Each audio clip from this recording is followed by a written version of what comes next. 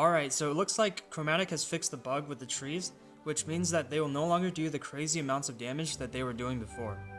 So what does this mean for the explosive tree build? In this video, I'll explain the bug that they fixed and also showcase the new build that I'll be using going forward. So the bug that the trees had were that they had ridiculously high crit damage because the devs forgot to adjust it properly after they revamped the crit system.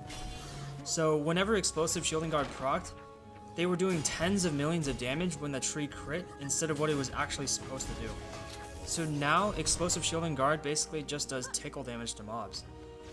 On my blockades, I think Explosive Shielding Guard does roughly 300,000 damage per hit, which is basically nothing. This doesn't mean though that the build is no longer viable. So here's what I'm changing in my build. I'll no longer call this the Explosive Tree build, I'll just call it the Retribution Wall build. I'll be switching to training dummies because I want to use the Angry Nimbus, and my trees would get cursed by spiders if I were to continue using them as damage dealers. I want to emphasize though that trees still work just fine, and you can keep using your trees if you don't want to use the Nimbus. The setup I'm using is this. 2 to 3 training dummies in front depending on how wide the lane is, a tree, a boost aura, and an Angry Nimbus. The training dummies are of course to kill the trash mobs. They will no longer be able to just wipe out bosses by themselves, but Accumulator Servo allows them to still easily clear out the trash mobs. And here's what I'm using on the training dummies.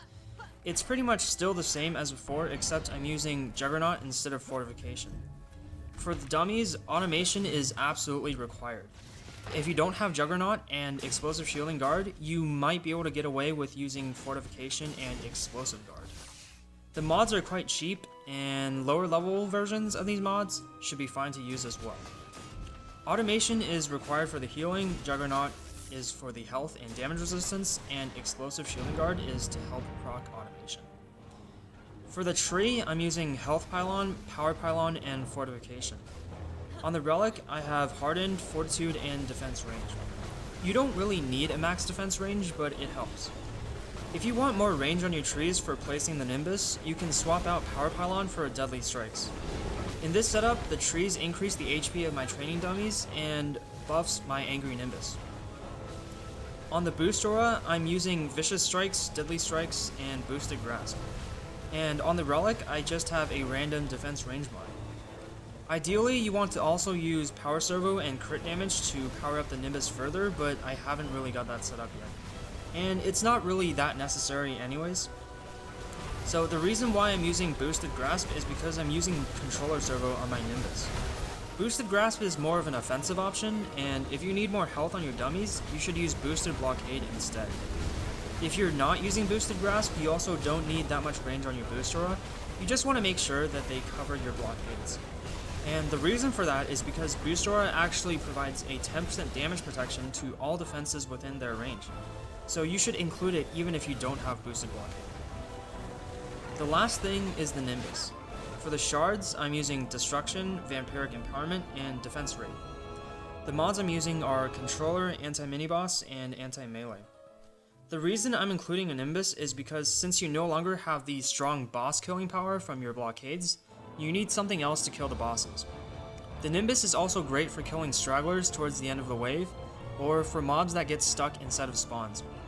If you don't want to use the Nimbus, you can also use other things like high-range Lightning Strike auras. The point is, you want to use something to kill bosses and the occasional stuck mob or straggler. As far as weaknesses go for this build, the dummies will not be able to kill Siege Rollers or Draken Lords on their own in C8 and above, or at least not in any reasonable amount of time. You will have to kill these bosses yourself if they spawn, so make sure you have a Nuke Monk with you for rollers. If you don't have a Nuke Monk, you could just sell your dummies and replace them if a roller spawns. So the Retribution Wall build still remains to be one of the best farming builds for expeditions, although it requires a little bit more support if you're using the build in C8. You can also use this build in Onslaught if you want, but the build will become more and more fragile as you go higher up. If you have very strong dummies though, you should be able to get pretty far with them. I personally was able to use them as high up as Prime 5, but that was already pushing it. Now, there's just one thing that I want to warn you guys about when it comes to using this build, and that is the bug with Accumulator Servo.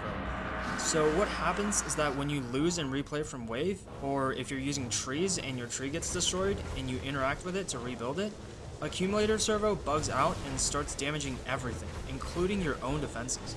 So if you ever lose a wave and have to replay, you should sell and rebuild any defense that has Accumulator on it, otherwise they will just implode when they take damage. Alright, so that's everything I've got for the new Retribution wall build. It's still my favorite build for farming expeditions because it's just such a unique and effective build. Not too long ago, I would never have imagined that blockades could actually be used like this in higher level expeditions and even in prime incursions.